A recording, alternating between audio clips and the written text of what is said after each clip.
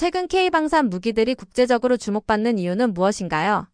최근에 글로벌 방산 시장에서 가장 주목받고 있는 것이 K방산, 그러니까 한국산 무기에 대한 관심도가 높아지고 있는데요. 그 위상과 그리고 최근에 이러한 K방산의 성장세는 실로 놀랍습니다. 제가 최근에 우리 문체부와 외교부, 방위사업청 등이 공동 주관한 해외 미디어 초청 그 프로그램에 제가 기조 강연을 했는데, 사실 그 프로그램뿐만 아니라 최근 3년간 해외 외신 인터뷰를 제가 좀 많이 했거든요. 그래서 해외에서는 우리 한국 방위산업에 대한 이런 성장 저력, 그 배경 굉장히 궁금해해요. 근데 여러 가지를 말씀드릴 수 있는데, 사실 우리나라의 대한민국 방위산업의 태동은 1970년부터 시작입니다. 아니 그러면 1970년 이전에는 우린 방위산업이 없었냐?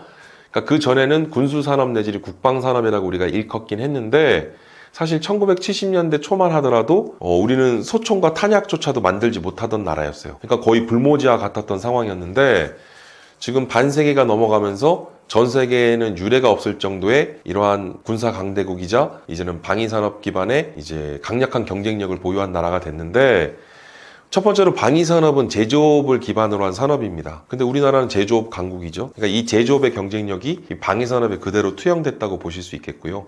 그리고 또 하나는 뭐 우리가 가성비, 그러니까 결국은 가격 경쟁력이나 어떤 우수한 성능의 품질, 그런 것들을 우리가 가성비라고 하는데, 여기에 더해서는 납기 준수에 대한 계획 이행 준수 능력도 탁월하다고 하죠. 근데 사실은 이 삼박자가 고루 맞아 떨어졌다고 해서 무기 수출이 잘 되는 것은 아니거든요. 근데 이게 국제관계, 국제정치, 더 나아가서는 무기를 구매하고자 하는 무기 구매 국가의 국내 정치 상황이나 이 고려해야 될 요소들이 많습니다. 예를 들어서 우리나라가 전쟁 지역이거나 분쟁 지역에는 무기를 수출할 수 없도록 돼 있거든요. 현행 국내 실정법상에 전쟁 지역이거나 분쟁 지역에는 우리나라가 무기 수출을 못하도록 돼 있어요. 그리고 또 예를 들어서 어떤 적성 국가나 해외 이런 적대국에게 우리가 무기를 또 수출할 수는 없는 노릇이고, 그러니까 이제 무기를 수출한다는 것은 국가와 국가 간에, 이걸 G2G라고 하는데 Government to Government라고 하는 정부 대 정부 계약이라고 하는 특징이 있기 때문에,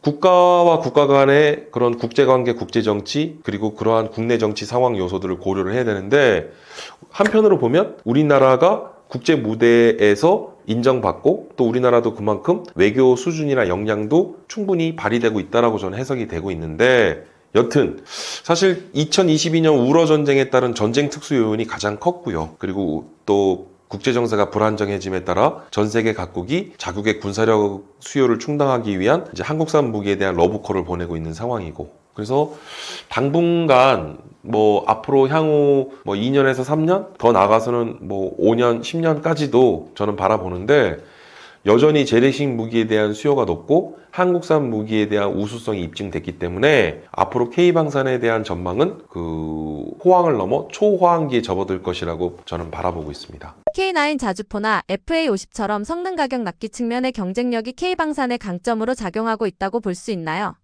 우리나라의 이런 K방산의 좀 DNA, 이러한 체질을 좀 말씀드리면, 이게 뭐 155mm라고 하는 대구경 포탄인데요. 그러니까 이 나토 규격으로 우린 155mm를 사용하고 있는데, 러시아나 중국 등 이러한 나라들은 또 152mm, 북한도 마찬가지죠. 근데 이제 이러한 사양이나 규격, 그 다음에 재원들을 봤을 때 우리나라가 사실은 이런 나토 규격에, 그리고 또 방위산업의 이러한 제조업 경쟁력을 강점으로 사실 국제 무대에서 우리 한국산 무기가 먹힌다는 거죠. 그리고 더 나아가서 패키지 딜 방식이라고 하는 그 방산 수출의 수출 전략 방식도 굉장히 주요했다고 봅니다.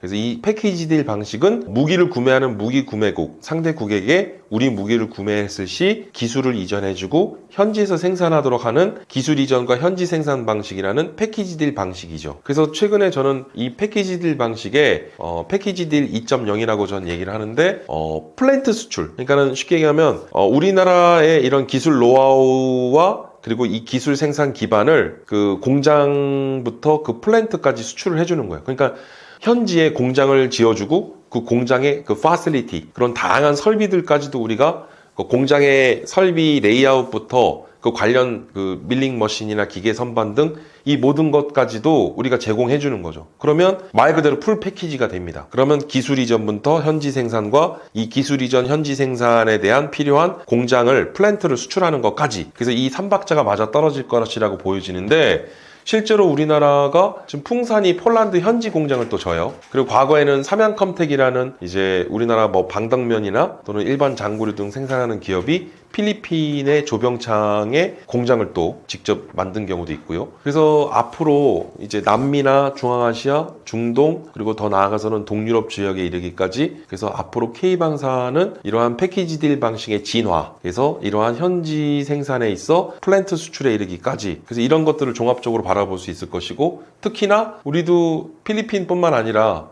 그리고 미국 현지에도 우리가 뭐 필리 조선소들을 인수했는데, 대형화 통합화라고 하는 게 국내 시장만이 아니라 해외 방산 시장까지. 그래서 하나 에어로스페이스가 그 미국의 그 군용 항공기 부품을 생산하는 전문 업체인 이닥을 또 인수를 하기도 했고요.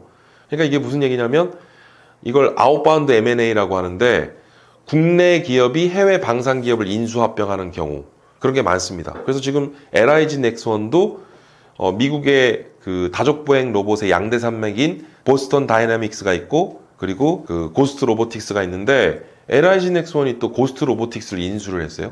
그러니까 우리 국내 대한민국 방산 기업들이 해외 방산 기업들을 인수 합병하는 그런 아웃바운드 M&A 형태까지 지금 진화를 하고 있는 것이죠.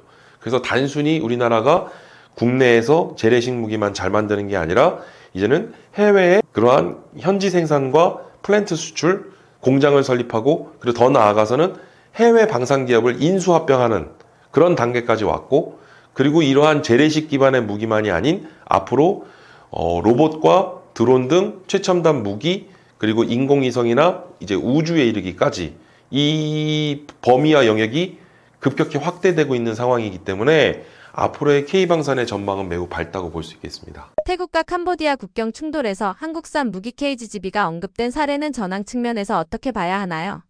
최근에 태국과 캄보디아 간의 지금 국경 충돌이 점차 그 수위와 강도가 높아지고 있는 상황인데요. 조금 눈여겨볼 수 있는 게, 태국군이 캄보디아군을 상대로 굉장히 효율적으로 잘 싸우고 있다. 근데 그 배경에는 한국산 무기의 역할이 있다. 그래서 사실은 대표적으로 태국은 또 한 태국 간 또 그동안 국방 방산 협력을 많이 해왔거든요.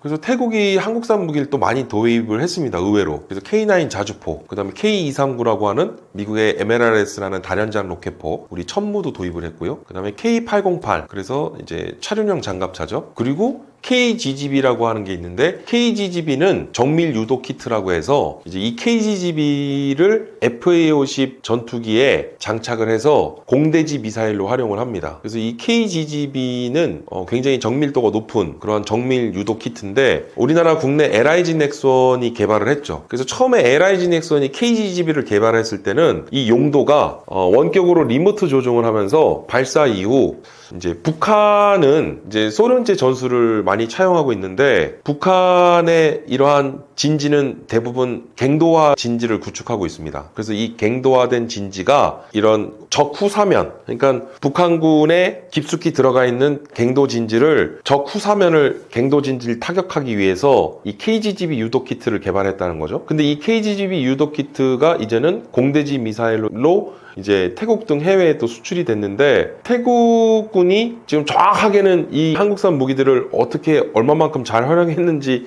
이게 아직 정확하게 공개는 안 되고 있는데, 지금 뭐 외신 기사를 참고해서 보면 태국군이 사용한 그 FA-50 전투기에 부착해서 장착한 KGGB 유도 키트가 캄보디아군 군 수뇌부를 정밀 타격하면서 타격을 그러니까 입히고 있다라고 그렇게 보도가 되고 있는데, 지금 태국군이 어쨌든 한국산 무기를 잘 활용하고 있는 것으로 보여지고 있는데, 반면에 캄보디아군은 어떠냐? 근데 사실은 캄보디아군이 사용하는 것도 한국 무기가 많습니다. 근데 이게 우리가 얘기하는 이 무기라는 게 무기 체계랑 비무기 체계로 나뉘는데요. 캄보디아군이 사용하는 무기는 이제 비무기 체계. 그러니까 예를 들어서 뭐 우리가 60 트럭이나, 그 다음에 캄보디아군이 입고 있는 국방색 전투복이 있는데, 그 과거에 우리 한국군이 쓰던 전투복이거든요. 그러니까는 태국군은 우리 한국의 K9 자주포로부터 K239 천무, 그 다음에 K808과 같은 장갑차, 그 다음에 KGGB 등 이러한 무기체계를 도입해서 운영하고 있는 반면 캄보디아군은 트럭이나 군용 트럭이나 전투복이나 일반 장구류 등을 보면 그게 한국산. 그게 이제 과거에 우리가 전투복 교체 사업을 했어요. 그래서 지금은 디지털 패턴의 무늬가 들어가 있는 전투복으로 바뀌었는데 그 이전에 국방색 전투복을 전량 이걸 소각하거나 폐기하기보다는 이게 필요한 국가에는 우리가 지원을 해줘야겠다 해서 당시 국방부에서 그 캄보디아에 우리는 이미 사용기한이 도래된 도태장비라고 본 60 트럭을 캄보디아에게 주면서 무상 이전을 해준 거죠. 근데 캄보디아군은 우리나라가 이제 도태장비라고 해서 우린 더 이상 사용하지 않아서 폐기 처분해야 될 트럭을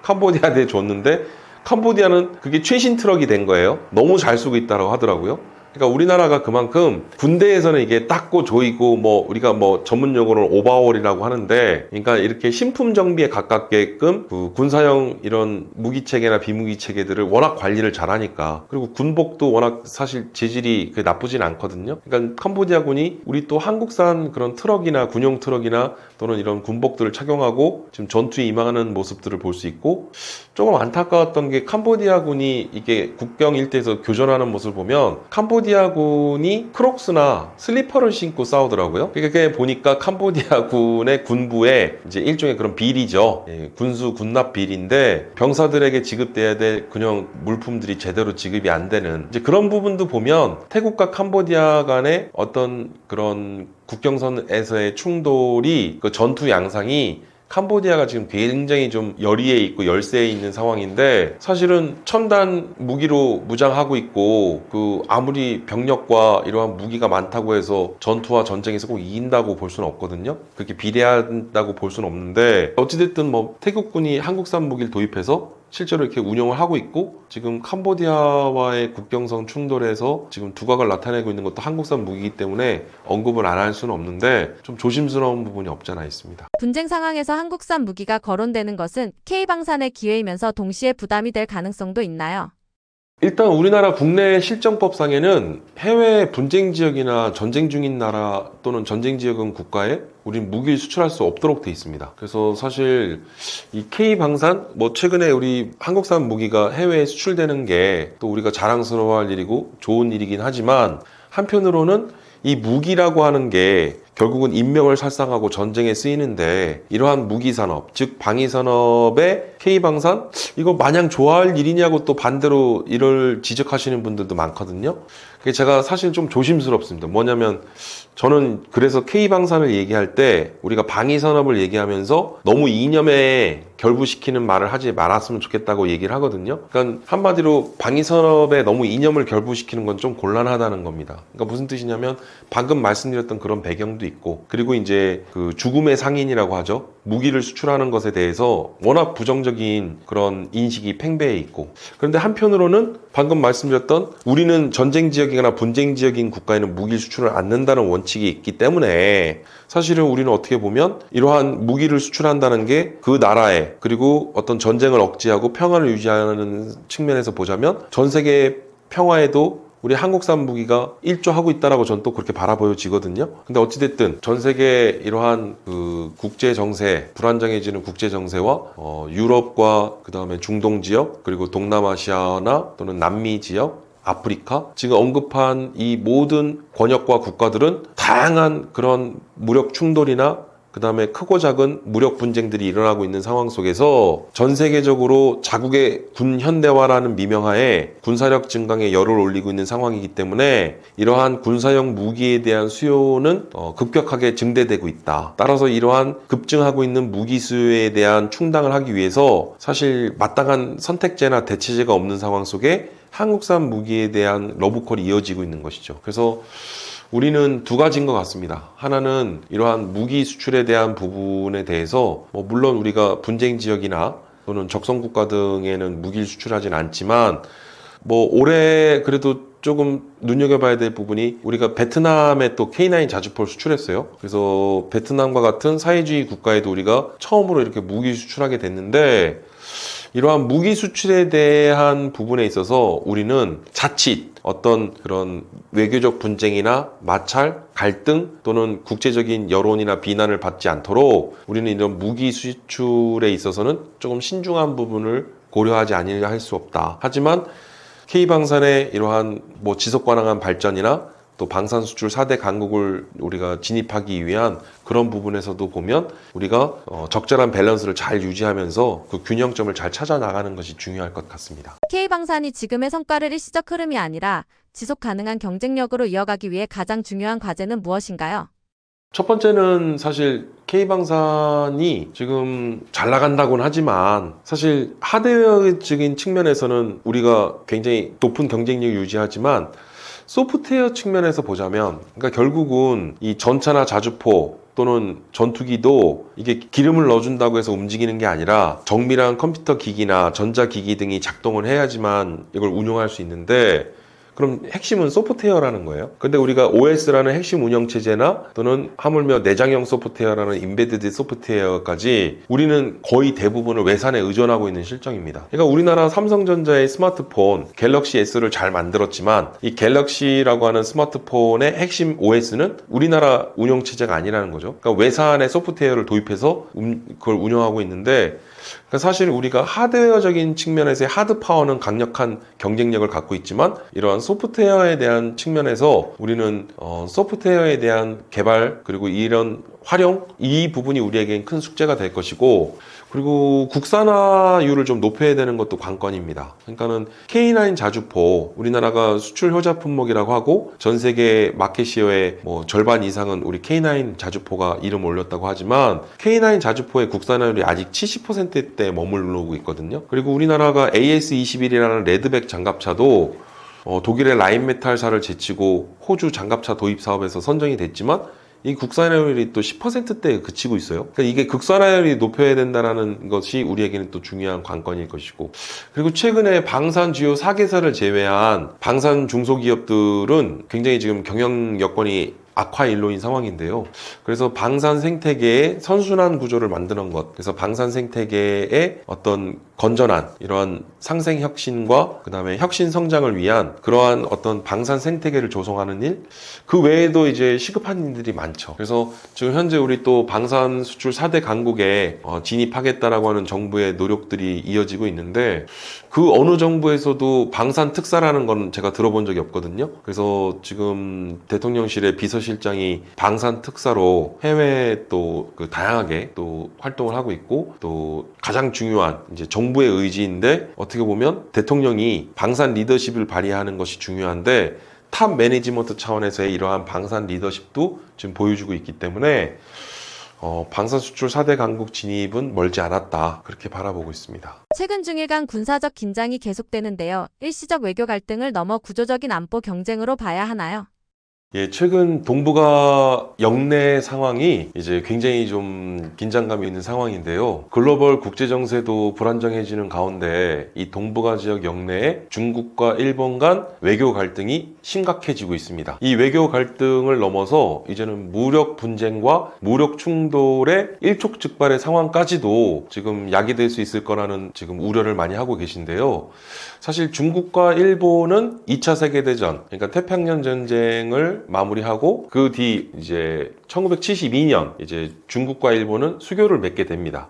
그래서 지금 중국과 일본이 수교를 맺은 지 벌써 이제 반세기가 넘어가는 상황 속에 그 이후 중국과 일본이 이 정도로 외교 갈등이 극단에 치달았었던 적이 있었을까 할 정도로 지금 그 수위가 굉장히 높아지고 있는 상황이고요. 그래서 이러한 중일 간 군사적 긴장이 높아지고 있는 상황 속에 단순한 외교 갈등을 넘어선 이제는 무력 충돌의 그런 위험성까지 지금 우리가 좀 바라보고 있는 상황인데 동북아 영내의 이런 긴장과 그리고 안보에 있어서도 우리 대한민국도 이러한 중일 간의 외교 갈등에 대해서는 지금 심각하게 상황을 좀 주시하고 있는 상황입니다. 일본이 방위비 증액과 반격 능력을 공식화한 이후 중국에 대응한 일본의 안보는 어떻게 변화하고 있나요? 일본은 사실 2차 세계대전 당시 전범 국가라고 하는 그런 낙인을 또 받았기 때문에 이제 이후 제대로 된 군대조차 보유할 수 없는 상황이 됐죠. 그래서 일본은 지금 자위대 체제인데 자위대는 사실 군대가 아닙니다. 그래서 자위대는 군대가 아니기 때문에 일본 입장에서는 보통 국가로서 이런 주권 국가로서의 군대를 보유한 이제 기본적인 보통 국가로서의 그런 지향을 하겠다라고 얘기를 하고 있지만 자칫 일본의 우경화, 그 다음에 이러한 어떤 군국주의적인 어떤 다시 군사 강대국으로서의 그런 야심을 다시 키우는 거 아니냐. 그러면서 지금 일본은 방위대강의 전수방위 조치에 대한 부분을 이야기를 하면서 이제는 어떤 그 외국의 공격이나 또는 침략에 대해서는 일반 보통 국가로서의 그러한 군사적 대응까지 가능하도록 그런 전수방위 원칙에 대한 부분까지도 지금 천명을 한 상황이죠. 그래서 사실 일본이 최근에 보면 정식 군대를 보유하지도 않은 일본의 군사력이 사실 전 세계 이제 5손가락 안에 들 정도로 일본은 강력한 또 군사력 증강에 열을 올리고 있는 상황이고요. 그다음에 방위비 증액과 그리고 더불어 다양한 최첨단 무기를 전력하기 위한 무기 개발에도 속도를 내고 있고요. 그리고 또 눈여겨봐야 될 게 올 상반기 그 호주의 신형 호위함 도입 사업이 있었습니다. 이 신형 호위함 도입 사업에 일본 미쯔비시 중공업의 일본 해상자위대가 사용하는 모가미급이라고 하는 호위함이 선정이 됐거든요. 그러니까 당시 우리나라 해양방산 기업들이 일본의 미쯔비시 중공업과 경합을 했는데 우리가 떨어졌어요. 그래서 올 상반기 한 금년 4월경으로 기억이 나는데 호주의 차기 호위함 도입 사업에 그 모가미급이 선정되면서 호주 100억 불 달러, 그러니까는 호주 100억 달러는 원화로 환산하면 한 14조 원 규모 정도 되거든요. 근데 이 모가미 구축함 호위함을 11척을 수출하는데 호주 100억 달러, 그러니까는 14조 원 정도 되는데 우리나라 대한민국의 2024년 1년 동안 한 해 전체 해외 무기를 수출한 금액이 95억 불이었습니다. 이걸 원화로 환산하면 13조 원 정도 됐거든요. 그러니까 무슨 얘기냐면 24년 우리나라 대한민국의 모든 방산무기 수출액을 다 합쳐도 13조 원, 95억 불인데 일본은 금년 4월 이 호주의 호위함 도입 사업 한 건을 수주함으로써 지난해 1년치 우리 대한민국 방산 수출액을 뛰어넘어 버렸다는 거죠. 최근에 이러한 무기 수출에도 일본은 적극적으로 좀 나서고 있는 상황인데 일본의 이러한 자국의 군사력 강화에 대한 움직임, 국방 예산에 대한 증액, 그리고 더 나아가서는 해외의 또 무기 시장에서의 적극적인 이런 수출 세일즈 등을 통해서 일본의 이러한 군사적 또는 자국의 방위 기반 역량을 강화하기 위한 기조와 움직임이 두드러지고 있다. 그렇게 바라볼 수 있겠습니다. 중국의 해군군 활동 강화는 동아시아 안보 환경에서 긴장을 높이는 요인으로 작용하고 있나요? 2023년 미 국방부에서 보고서를 하나 발간해요. 2023년 미 국방부, 그러니까 당시에는 미국의 DOD라고 했는데 지금은 DOW라고 해서 Department of War, 그래서 전쟁부로 이름이 바뀌었죠. 근데 2023년 미 국방부가 발표한 그 보고서는 리플리케이터 전략이라고 해서 이는 이제 미국이 중국에 대한 제4차 상세 전략이자 봉쇄 전략의 일환으로서 이 리플리케이터 전략의 리플리케이트는 영어 사전으로 복제하다, 복사하다는 뜻을 갖고 있습니다. 근데 이 미국의 이 리플리케이터 전략이 2023년 발표됐을 때 세간에 굉장히 충격적이었던 게 그 보고서에서는 2030년경이면 중국의 군사력이 미국의 군사력을 압도하고 추월할 것이다. 특히 중국의 해군력의 부상을 그 보고서에서는 굉장히 위험 요인이라고 간주를 했어요. 그래서 이에 대한 대응을 위해서 리플리케이터 전략이라는 것을 발표했는데 이 리플리케이터 전략은 중국의 해군력 부상을 막기 위한 이제 강력한 이제 대량의 소모성 무인 전력을 전선에 배치하겠다는 계획인데 이 리플리케이터 전략의 일환으로 나온 게 네이비 씨 고스트란 개념이 있습니다. 이게 말 그대로 류령 함대인데 USV, 그래서 Unmanned Surface Vehicle, 이거는 이제 무인 수상함이죠. 그러니까 해군의 배틀십이라고 하는 구축함으로부터 호위함 이런 그 해군 전투함들을 무인화하겠다는 거예요. 그리고 UUV, 이거는 Underwater Vehicle, 그러니까는 무인 잠수정이죠. 그리고 더 나아가서 드론이나 그리고 급기야 항공모함도 무인 항모를 만들겠다는 겁니다. 그러니까 미국의 전략이 이거예요. 그래서 지금 중국과 대만 간에도 양안 문제가 좀 심상치 않은데 만약에 중국이 대만을 공격하면 미국의 전략은 대만 인근 해협을 이거를 이제 지옥도 전략이라고 하는데요. 영어로는 헬스케이프 전략이라고 합니다. 그래서 이 헬스케이프 전략은 대만 해협을 방금 말씀드렸던 USV와 UUV, 무인 수상정과 무인 잠수정, 그리고 드론 등으로 덮어버리겠다는 전략이에요. 이게 헬스케이프 전략인데 미국이 이런 전략을 발표한 거죠. 근데 이제 이렇게 된 배경에는 이제 미국의 어떤 조선업 생태계가 붕괴됐던 배경도 있습니다. 그러다 보니까 우리나라에 조선어 협력을 제안하면서 이른바 마스가라고 하는 한미 조선어 협력 프로그램들이 가동되고 있고, 급기야는 우리나라로 하여금 이제 핵추진 잠수함 도입을 승인해주면서 이제 미국은 자국의 이러한 해양 방산에 대한 부분을, 해군력에 대한 부분을 상쇄시키고 또 이를 보강하기 위해서 가장 좋은 파트너로 우리 한국을 선택한 것이죠. 근데 이러한 배경은 첫 번째 중국의 군사력 부강, 그리고 중국의 이 군사력 부강 중에서는 해군력, 중국의 이러한 해군력이 미국을 굉장히 자극하고 의식하게 하고 있다는 거죠. 그래서 제가 작년 8월 달에 중국을 다녀왔는데요. 중국 현지에서의 상황은 중국도 이 조선업에 있어서는 굉장한 경쟁력을 갖고 있습니다. 그래서 전 세계 조선업 강국 꼽자면 한국과 일본, 중국이 있는데, 중국이 지금은 민간 선박 수주를 안 한다고 하더라고요. 그러니까 이른바 군함을 미친 듯이 찍어내고 있다라고 표현을 하던데, 지금 중국의 상황이 그렇습니다. 중일 간 안보 경쟁 구도에서 미국은 여전히 관리자의 역할을 자처할 것으로 보시나요? 최근에 이제 중국과 일본의 외교 갈등을 넘어서 또 군사적 충돌을 야기할 수 있는 그런 조짐들이 나타나고 있는데, 최근에 중국과 일본 간에 군사적 긴장을 좀 고조시키는 여러 가지 또 조짐들이 나타나고 있는데, 그 중에 하나가 이제 중국 인민해방군이 그 일본의 자위대 항공기의 레이더를 조사를 했던 그런 또 사건이 있었습니다. 그래서 이 레이더를 조사한다는 게 공격 행위를 하기 위한, 그 공격 직전 단계에 하는 행위이기 때문에, 그러니까 이 레이더를 조사한다는 게 이제 강력한 그런 위협 신호인데, 그래서 자칫 이로 인한 그 무력 충돌이 발생될 수 있는 요인이 될 수 있거든요. 그래서 이제 비출조의 솔사, 한자로, 그래서 조사, 그래서 영어 사전에는 irradiation이라고 해서 이렇게 레이더나 빛을 비추거나 뭐 조준하는 그런 거 행위를 의미하는데, 사실 이거 군사적으로 봤을 때는 강력한 위협 행위이기 때문에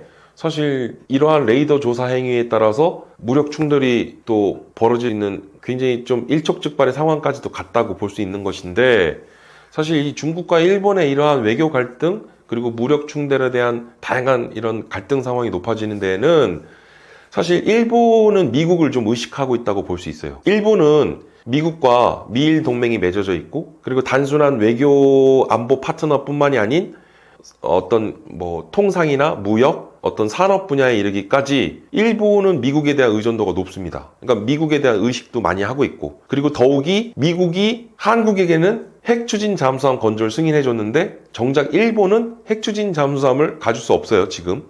그러면 지금 주변 나라를 보면 중국과 러시아는 이미 핵잠수함을 갖고 있고, 북한도 금년 초 핵잠수함을 건조했다고 했고, 우리나라도 핵추진 잠수함을 건조하는데 지금 일본만 핵잠수함 내지 핵추진 잠수함이 없습니다. 그러니까 일본 입장에서는 핵잠이나 핵추진 잠수함을 만들고 싶은데 이를 용인받고 승인받으려면 미국의 눈치를 볼 수밖에 없다는 거죠. 그러니까 결국은 미국의 이러한 대중국 봉쇄 전략이나 상쇄 전략, 그리고 미중 패권 경쟁에 있어서 일본은 미국을 좀 의식한 게 아닌가. 뭐 여러 가지 요인이 있겠죠. 이제 앞서 말씀드렸던 일본은 자국의 어떤 군사력 강화에 대한 기저, 그 다음에 정식 군대를 보유하는 그런 보통 국가로서의 어떤 도약, 그리고 더 나아가서는 미국과의 그런 미일 군사 동맹에 있어서 그런, 사실은 미국과 한국이 군사적으로나 이러한 동맹의 그 결속과 연대가 강화되는 조짐이 나타나니까 일본이 조금 조급해하는 모습이 보여요. 그런 것들이 지금 최근에 중일 간의 외교 갈등이,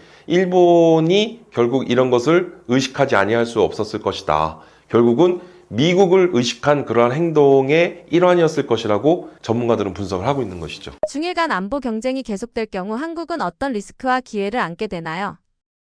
아마 우리 일반 국민들이나 구독자분들께서도 이 부분을 가장 염려하고 또 생각을 하실 텐데, 중국과 일본 간의 외교 갈등이나 무력 충돌이 있다고 해서 그게 우리나라와 무슨 상관이 있어? 라고 하시는 분도 있을 거예요. 근데 그렇지 않습니다. 우리가 직간접적으로 중국과 일본 간의 외교 갈등과 무력 충돌은 우리 대한민국과 무관하지 않습니다.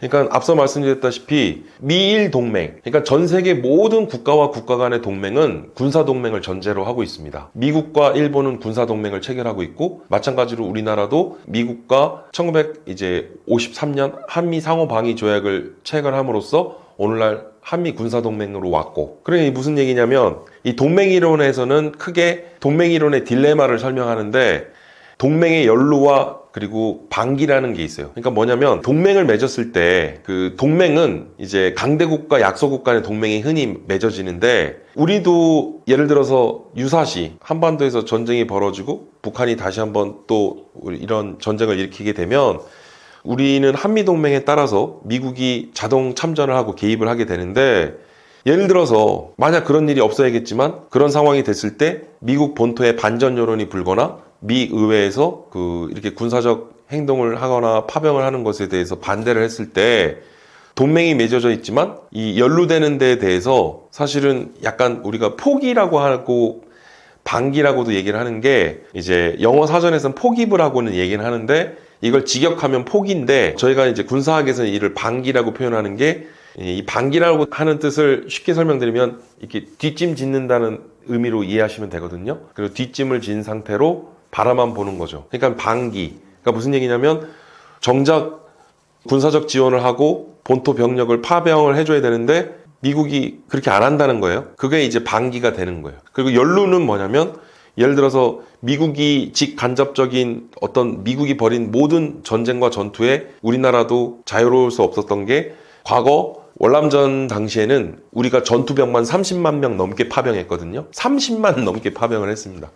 그리고 그 이후에 이라크전, 걸프전, 그다음에 아프가니스탄 전뿐만 아니라 최근에 2022년 우러 전쟁에서도 우리 대한민국은 155mm 포탄을 미국을 경유해서 우회해서 지원을 해줬다는 거예요. 그러니까 이제 이런 모든 것들을 보면 미국과 우리 한국은 동맹이기 때문에 군사동맹 체계 하에서는 미국의 어떤 개입되는 전쟁에 우리는 직간접적으로 관여할 수밖에 없고 연루될 수밖에 없다. 자유로울 수 없다. 그럼 예를 들어서 그런 상황까지는 안 가겠지만, 가령 중국과 일본이 무력 충돌로 인해서 전쟁 직전 상황까지 간다?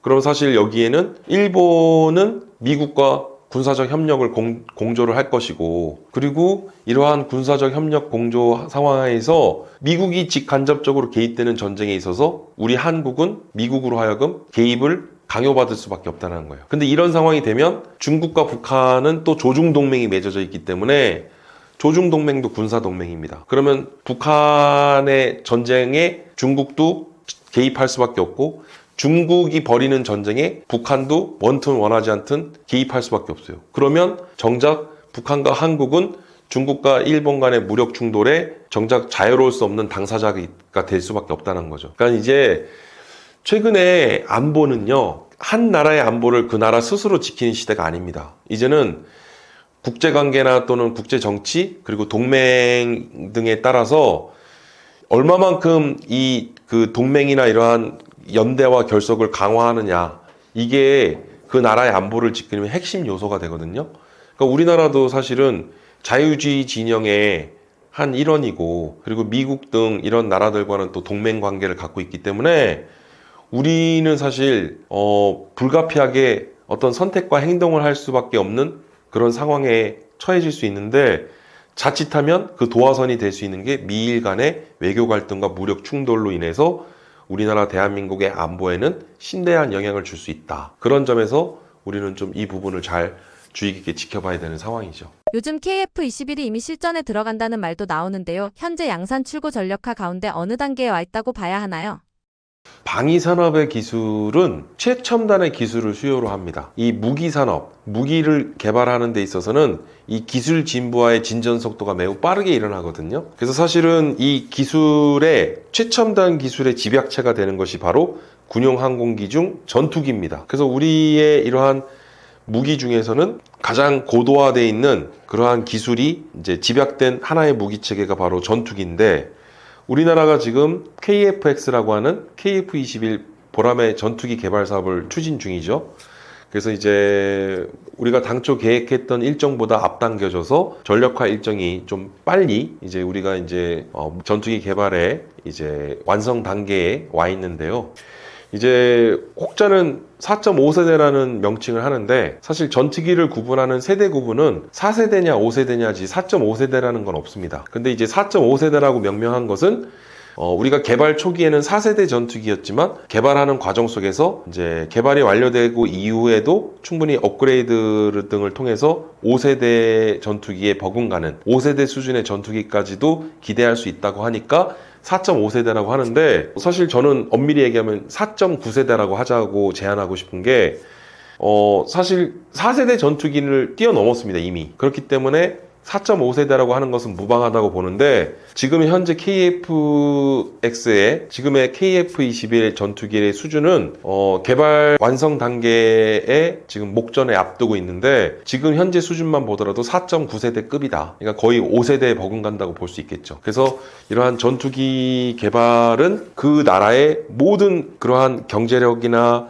또는 그 기술력 등 국력 요소가 투영이 되는데 가장 중요한 핵심 기술, 그래서 최첨단 기술의 집약체라고 말씀드릴 수 있는 게 바로 이러한 전투기입니다. 이러한 전투기는 사실 세대 구분을 하는 데 있어서 사실 우리나라가 선진국들에 비해서는 좀 많이 뒤처져 있는 거 아니냐라고 이야기를 나오는 게 이미 미국 등 유럽 그리고 중국이나 해외 많은 이런 강대국들이 5세대 전투기 그 이상의 이제 결국은 6세대 전투기를 개발에 지금 속도를 내고 있기 때문에 우리의 지금 KF-21 전투기가 좀 많이 더딘 것 아니냐라고 하는 우려의 목소리가 나오는데 KF-21 전투기가 결국은 향후 이제 업그레이드, 그러니까 업계에서는 우리가 PIP 사업이라고 하는데요. 프로덕트 임프로브먼트 프로세스라고 해서 성능 개량 사업, 그리고 사실은 비행 운영 프로그램이라고 하는 OFP라는 개념도 있고 약간 이제 항공기 설계, 기체 설계로부터 항공기를 개발하는 게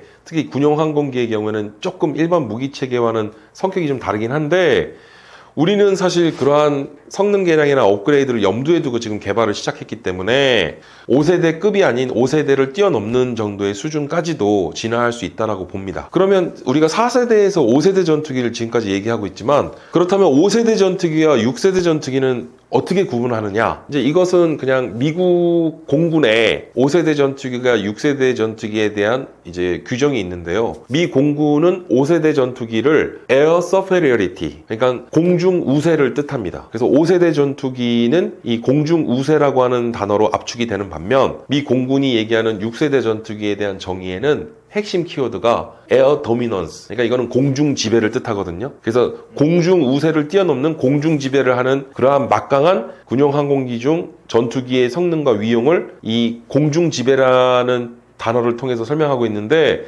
그러니까 6세대 전투기는 압도적인 성능을 보여주는, 그리고 지금까지 없었던 그런 새로운 형태의 전투기죠. 그래서 이 6세대 전투기 중에 또 핵심은 무인화입니다. 무인화. 그래서 트럼프 행정부의 정보 효율부에서도 얘기했던 게 이제 유인 전투기 시대가 지나고 이제 무인 전투기 시대로 가야 된다고 얘기했던 게 그러한 6세대 전투기로의 진화에 있어서 가장 두드러진 큰 흐름 중에 하나라고 보시면 되겠습니다. UA의 KF-21 참여 논의는 실제 도입이나 공동 개발로 이어질 가능성이 있나요? 아니면 아직은 탐색 단계에 머물러 있나요?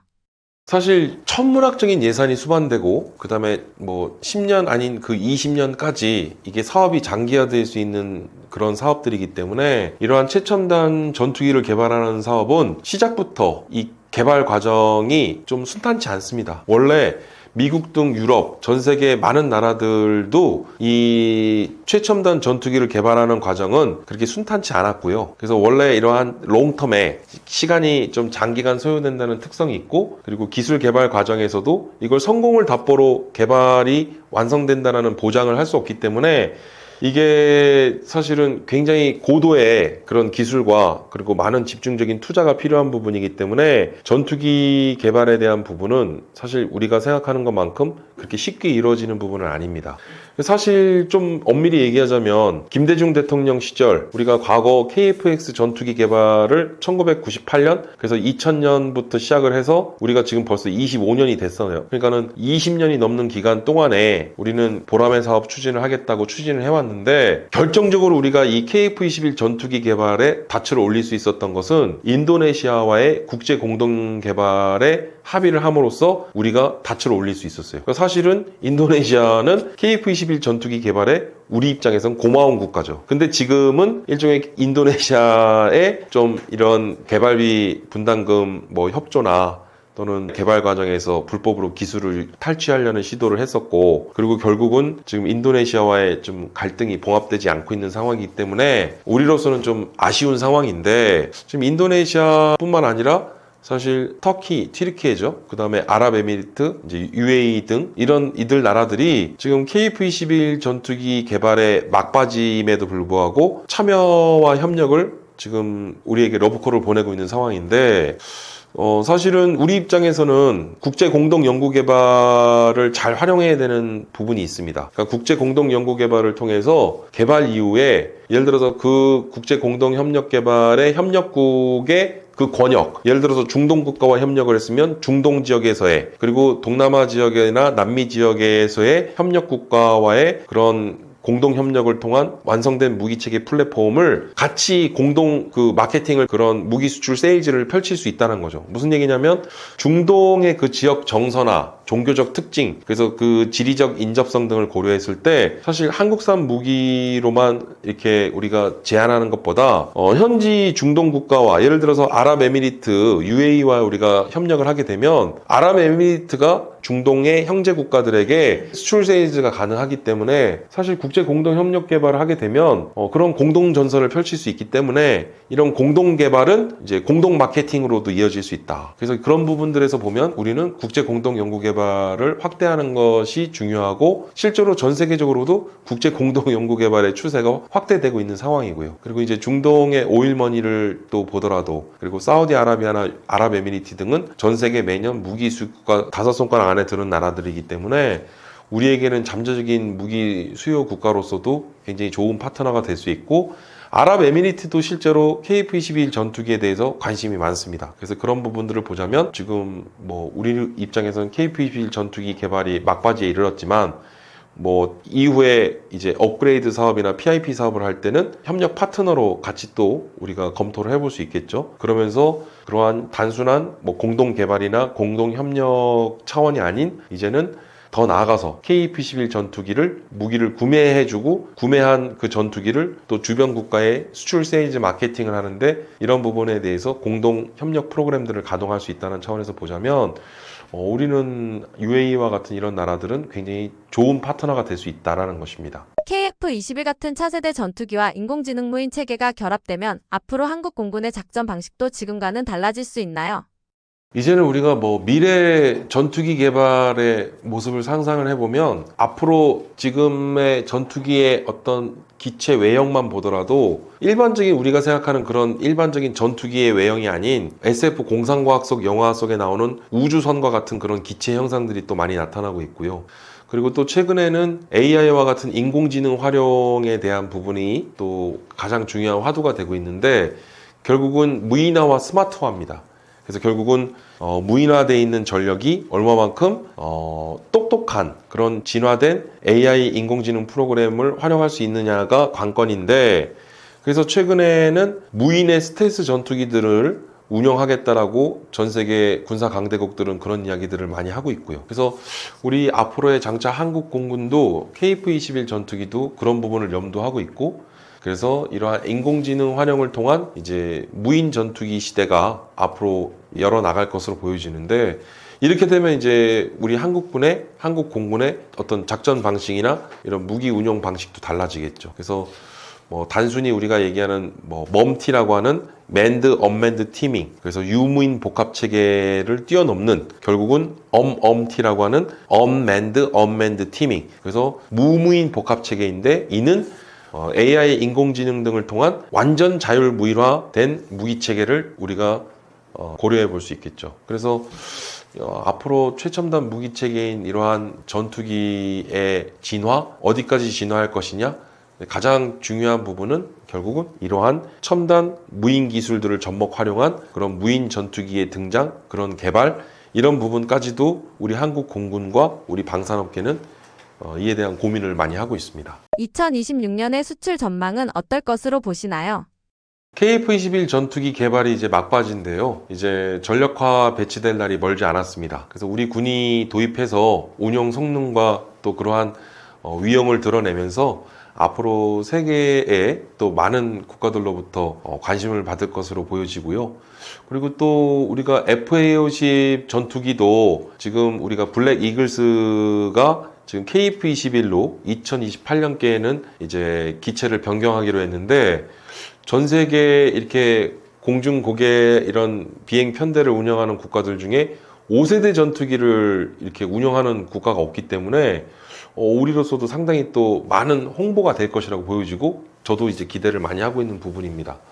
그래서 이러한 우리가 단순히 신형 전투기 개발에 이제 성공했다는 것에 그치는 게 아니라 그 다음 후속 버전을 위한 후속 전투기 개발에 대한 기체 연구, 그리고 업그레이드 사업들에 대한 부분, 그리고 해외의 많은 국가들의 또 KF-21 전투기가 수출됨으로써 결국은 우리의 이러한 방위 산업, 그리고 우리의 이러한 방위 항공 기술 분야의 그러한 그 역량을 전 세계에 다시 한번 또 확인시켜 줄 수 있는 그런 중요한 전환점이자 계기가 될 것이라고 기대가 됩니다. 대한민국 군사력이 세계 5위라는 평가가 나오는데요. 이 순위는 실제 전쟁 상황에서도 의미 있는 지표라고 볼 수 있나요?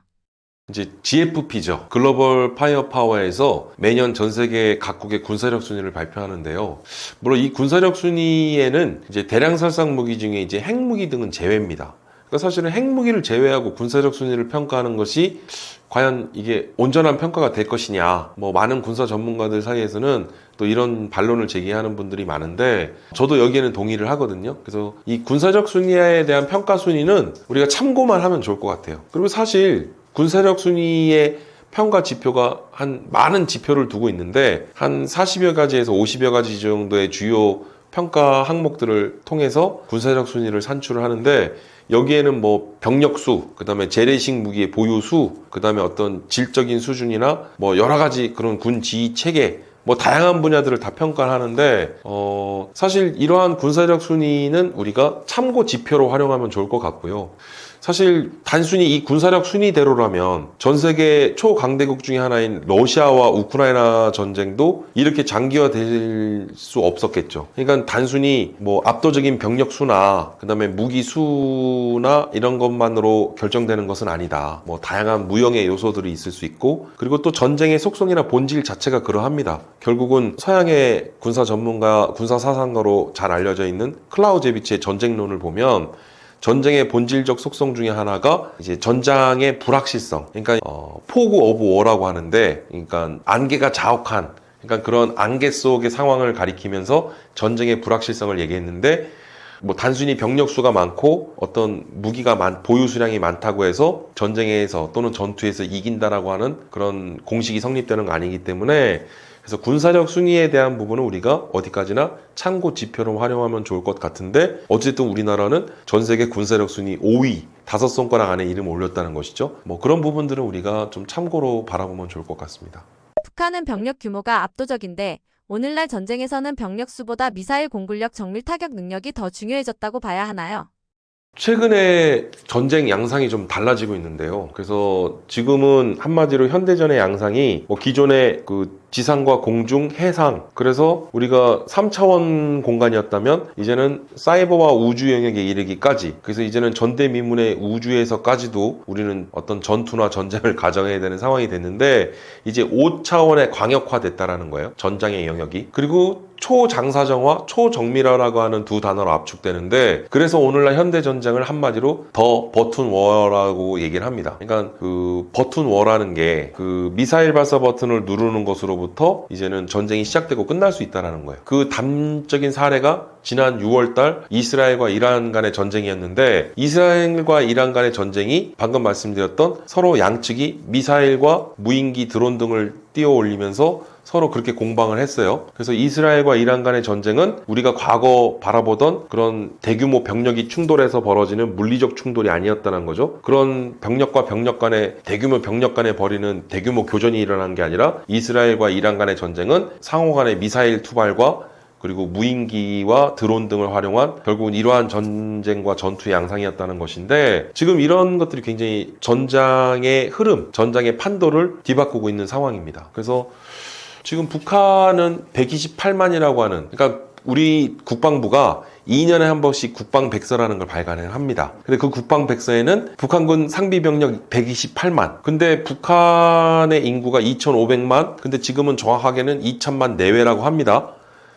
그리고 우리나라는 인구수 5천만. 근데 우리는 인구는 늘어나지만 병력수는 줄어들고 있는 상황인데 북한도 최근에 이 병력수가 128만이 채 안 될 거라는 주장이 많이 나오는데 사실 북한의 상비병력 128만이라는 수치는 한 번도 검증하지도 않았고 검증되지도 않는, 검증할 수 없는 수치죠. 그리고 이 128만이라는 숫자가 좀 온전한 수치가 맞는지는 한번 따져봐야 될 부분인데 최근에 북한도 좀 출산 장려 정책을 북한의 김정은 국무위원장이 좀 출산 장려로 애를 많이 낳으라고 또 그런 이야기를 실제로 합니다. 그래서 북한도 지금 조금 출산율 저하에 대한 인구 감소 문제가 좀 사회적 문제로 대두되고 있는 것으로 보여지는데 여튼 북한에 무시할 수 없는 128만이라는 상비 병력, 그 다음에 그 재래식 무기의 압도적인 재래식 무기 보유 수는 우리도 무시할 수 없는 상황이고, 하지만 워낙 노후화돼 있고 그리고 제대로 돼 있는 정비나 그 다음에 무기의 어떤 질적 수준을 보자면 우리 한국산, 우리 대한민국의 무기와는 사실 비교 자체가 안 되죠. 그래서 단순히 뭐 북한과의 우리나라의 군사력 순위를 비교한다? 뭐 군사력 순위를 비교하더라도 비교 순위에서도 북한과는 이미 30위권 밖에 있는 북한과 그리고 우리나라는 전 세계 군사력 순위 5위에 있기 때문에 군사력 순위로만 비교한다는 것은 좀 비교 자체가 불가한데, 다만 북한은 이 군사력 순위 평가 척도에는 포함되지 않은 핵무기 그리고 생화학 무기 등등등 이러한 비대칭 전력들이 북한의 가장 위험한, 우리로서는 그러한 위해 요소가 북한의 이러한 대량 살상 무기들이기 때문에 우리는 북한의 이러한 대량 살상 무기에 대한 부분, 그리고 북한이 핵무기를 보유하고 있는 핵탄두 수량만이 중요한 게 아니라 북한이 결국은 투발 수단이 중요하거든요. 이 핵 투발 수단. 그래서 미국이 북한의 이 핵 투발 수단을 지금 굉장히 미국도 의식하는 게, 이제는 북한의 그 화성 18형이나 화성 19형, 이제 화성 20형도 사거리가 5,000km에 달하거든요. 그러니까 사거리 5,000km라고 하는 것은 북한의 어디에서 발사나든 북한에서 발사된 미사일이 미국 본토 전역을 타격할 수 있는 사정거리를 확보했다는 거예요. 그래서 이게 단순히 우리나라뿐만 아니라 우리의 우방인 미국까지도, 그래서 북한의 이러한 고도의 투발 수단들, 그래서 이러한 투발 수단의 다양한 플랫폼들, 이제는 뭐 잠수함용 대륙간 탄도미사일 등을 또 지금 개발하고 있는 입장에서 이제는 우주의 영역에 이르기까지, 그래서 지난해 6월 러시아와 북한은 이제 새롭게 조약을 맺으면서 로켓 기술과 인공위성 기술들을 이전해 준다고 했는데, 결국은 북한이 이러한 로켓 기술과 인공위성 기술을 응용해서 우주 무기로 활용할 것 아니냐라고 하는 우려도 나오는데, 우리 이런 부분들 좀 눈여겨봐야 되는 부분이죠. 만약 한반도에서 전쟁이 발생한다면 초기 48시간의 미사일 타격이 전쟁의 흐름을 좌우하는 구조라고 봐야 하나요? 오늘날 현대전의 양상은 이제 단기전 내지는 초단기전의 일종의 결전 형태로 벌어지는데요. 근데 이에 반론을 제기하시는 분들도 계시죠. 그러면 우러 전쟁은 어떻게 된 거냐? 그러니까 우러 전쟁은 오늘날 현대전쟁의 양상에 있어서 좀 다른 흐름을 갖고 있어요. 그게 무슨 뜻이냐면 우크라이나와 러시아만의 전쟁이 아니에요. 그러니까 러시아는 중국과 이란, 북한 등 이들 나라들을 우리가 권위주의 진영의 국가들이라고 하는데, 러시아는 지금 이들 권위주의 진영의 국가들의 군사적 지원과 원조를 받고 있고, 북한군들도 실제로 파병을 가서 지금 현지 쿠르스크에서 지금 북한군 병력들이 러시아군과 같이 싸우고 있는 거 아닙니까? 우크라이나군하고 교전하고 있고, 우크라이나는 마찬가지로 미국 등 나토와 같은 서방의 이를 우리는 자유주의 진영이라고 하는데, 결국은 러시아와 우크라이나만의 전쟁이 아니다. 그래서 일종의 권위주의 진영과 자유주의 진영 간 세력전, 대리전 양상을 보여주고 있기 때문에 사실은 현대전은 단기전 내지는 초단기전 결전 형태이지만 이러한 세력 간 대리전은 장기화될 수밖에 없거든요. 실제로 1950년 6월 25일 발발한 한국전쟁, 이때도 우리 대한민국과 북한만의 전쟁이 아니었어요. 북한은 당시 소련과 중국이 있었고, 우리나라는 미국 등 또 서방의 그런 민주 진영, 그러니까 그때는 공산주의 진영과 민주주의 진영 간의 세력 간 대리전이었던 것이죠. 그래서 1953년 7월 27일 휴전하게 됐는데, 전쟁 발발 3년하고도 만 3년 1개월 만에 이제 휴전이 된 거죠. 그러니까 종전이라고도 말을 못하는 게, 게 지금 현재 국제법상에는 휴전 상황이기 때문에 어쨌든 3년 이상 우린 장기화됐고 지금 우크라이나 러시아 간에도 소강과 공방을 반복하고 있지만 결국은 횟수로 4년째 장기화되고 있는 상황인데 그래서 오늘날 이러한 전쟁의 양상 흐름이 좀 바뀌고 있고 만약에 정말 만약이란 가정인데 있어서도 안 되고 있지 않을 것이라고 저도 믿지만 만약에 한반도에서 다시 한번 전쟁이 벌어진다? 그러면 이 전쟁에 대한 전쟁 흐름은 어떻게 될 것이냐? 우리나라는 작게 5027이라는 게 있어요. 그래서 유사시 한반도에서 어떤 전쟁 상황이 발생했을 때 이 작전 계획 5027에는 전쟁을 일주일 만에 전쟁을 끝내도록 돼 있거든요. 그래서 전쟁 개시 첫날부터 이튿날까지 48시간 동안 한미 연합자산을 총동원합니다. 그래서 그렇게 함으로써 전쟁을 일주일 안에 끝내겠다고 우리는 계획을 갖고 있는데 그럼 북한은 어떻게 하냐? 북한도 일주일 만에 전쟁을 끝내겠다고 해서 북한은 이 전쟁 계획을 7일 전쟁이라고 해요. 그래서 그 전쟁 계획 자체가 이름이 7일 전쟁입니다. 그래서 북한도 한반도에서 유사시 전쟁 상황이 벌어졌을 때는 일주일 안에 전쟁을 끝내겠다라는 계획을 갖고 있어요. 그래서 이런 것들이 어떻게 보면 단순히 우리 한반도에서의 북한과 우리 한국군만의 작전 계획만이 아닌 이제 오늘날 현대전에서는 이러한 단기전 내지는 초단기전 일종의 결전 형태로 전쟁에 대한 흐름을 보여주고 있지만 다소 좀 복잡한 국제관계와 그런 메커니즘으로 인해서 전쟁의 흐름이 복잡화되고 다양화되고 있다. 복합화되고 있다. 뭐 이런 흐름들을 우리가 볼 수 있죠. 북한의 핵과 미사일 능력은 현재 위협은 되지만 관리 가능한 수준인가요? 아니면 여전히 가장 큰 불안 요소인가요?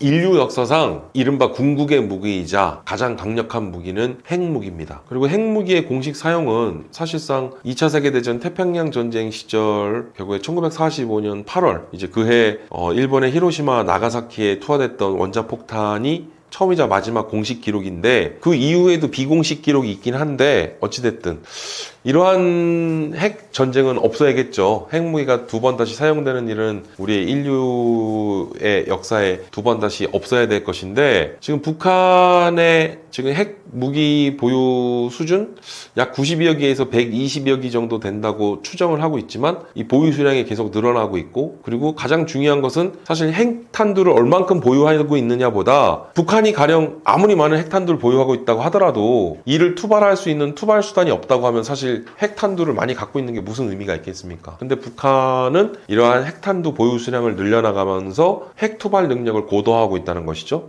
그래서 동해상의 이러한 연례적인 핵 투발 능력을 고도화하기 위한 그런 미사일 시험 발사를 계속해서 강행하고 있고 그리고 핵탄두를 소형화 경량화해서 핵탄두를 실어서 쏠 수 있는 그래서 지금은 화성 20형 같은 경우에는 북한이 개발하고 있는 최신형 미사일인데 이제 이는 다탄두 미사일이라고 합니다. 이 다탄두 미사일은 탄두 하나에 여러 개의 이제 탄두를 실을 수 있는데 예를 들어서 미사일 하나에 핵탄두를 5개 이상을 실을 수 있다는 거죠. 그래서 이 다탄두 미사일에 대한 부분 그래서 미사일 투발 능력을 고도화해 나가고 있고 투발 플랫폼을 또 다양화하고 있는 그런 측면을 보자면 사실 북한의 핵 능력은 사실은 핵탄두를 보유하는 것만 그치는 게 아니라 이 핵탄두, 핵무기를 사용하는 핵 투발 능력을 훨씬 더 고도화하고 있고 다양화하면서 계속해서 진화하고 있다는 거죠. 그래서 사실은 굉장히 위협적으로 인식이 되고 있고 이는 국제사회뿐만 아니라 미국도 굉장히 이에 대해서 우려를 하고 있어요. 근데 이제 트럼프 대통령이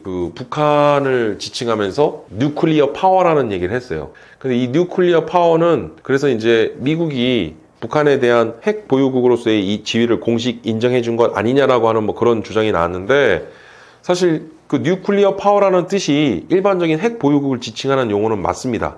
근데 그거는 일반적인 표현이고요. NPT 국제기구에서 얘기하는 핵 보유국의 공식 지위를 확인할 수 있는 명칭은 뉴클리어 웨폰 스테이트거든요. 그러니까 무슨 뜻이냐면 트럼프가 예를 들어서 북한을 공식적인 핵 보유국으로 인정했다고 하면 그 핵 보유국으로서의 지위를 인정하는 공식 용어인 뉴클리어 웨폰 스테이트라는 용어를 썼겠죠. 뉴클리어 파워라는 용어를 쓴 게 아니라. 그리고 미국과 한국은 북한을 공식적인 핵 보유국으로 인정을 안 합니다. 그게 원칙이고 기준이 되고 있어요. 그리고 북한의 핵에 대해서는 미국 정부 당국이나 우리 대한민국 정부는 CVID, 그래서 컴플리트, 그래서 완벽하고도 검증 가능한 그리고 불가역적인 핵 포기를 우리는 요구를 하고 있습니다. 그러니까 북한에게 비핵화하라는 요구를 하는 게 단순히 비핵화는 이제 크게는 보면 이제 핵 무기수를 감축하는 단계. 그래서 그 핵 무기를 감축하고 그리고 핵 저장 시설이나 핵 생산 시설 등을 폐기하면서 결국은 최종 엔드 스테이트는 핵을 폐기시키는 단계인데 이걸 우리가 CVID라고 하는 거예요. 그래서 이게 궁극적인 엔드 스테이트는 우리 한국 정부와 미국 정부가 요구하는 수준은 북한의 완전한 비핵화입니다. 그래서 보유하고 있는 핵무기도 스스로 폐기하고 핵 생산 저장 시설도 다 폐기시키는 그런 프로그램을 가동하는 게 CVID인데 북한이 이를 뭐 수용할 리가 만무하니까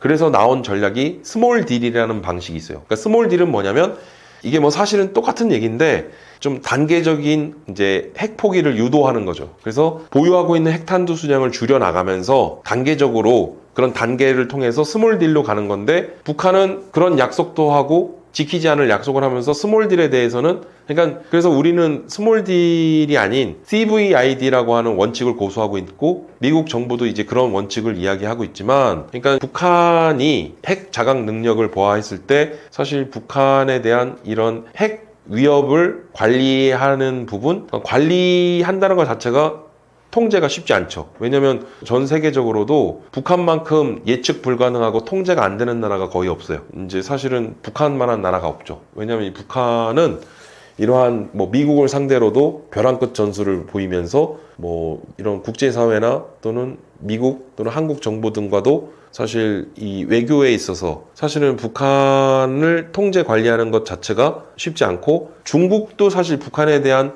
통제력을 좀 잃었다라는 얘기까지 나오고 있는데 그러니까 북한의 이러한 위협에 있어서 핵 위협이 과연 관리되고 통제될 수 있을 것이냐 이거 상당히 어려운 문제라고 보고 그런 문무준에서 보자면 미국과 한국 등 국제사회의 역량을 총 집결해서 사실은 북한에 대한 이런 핵 위협을 관리 통제하는 것 사실은 이건 단순히 한반도에서의 문제만으로 국한되는 게 아니라 자칫 북한의 돌발 행동이 제3차 세계대전이 핵 전쟁으로 확산될 수 있기 때문에 이것은 단순히 우리 한국 정부나 미국만이 아닌 전 세계적인 차원에서 국제적 어떤 그런 여론 또는 어떤 강력한 압력과 그런 것들이 관리 통제 수단으로 활용됨으로써 북한의 그런 핵 위협은 관리 통제를 해야 될 것인데 굉장히 쉽지 않은 부분입니다. 예, 저는 상지대학교 군사학과에 근무하고 있는데요. 한국방위산업연구소를 또 운영하고 있습니다. 최근까지 뭐 전쟁과 무기 그리고 방위산업 등에 대해서 연구를 하고 있는데요. 앞으로도 이러한 방위산업에 대한 연구를 통해서 여러분들과 유익한 이야기를 함께 공유 드릴 수 있도록 하겠습니다.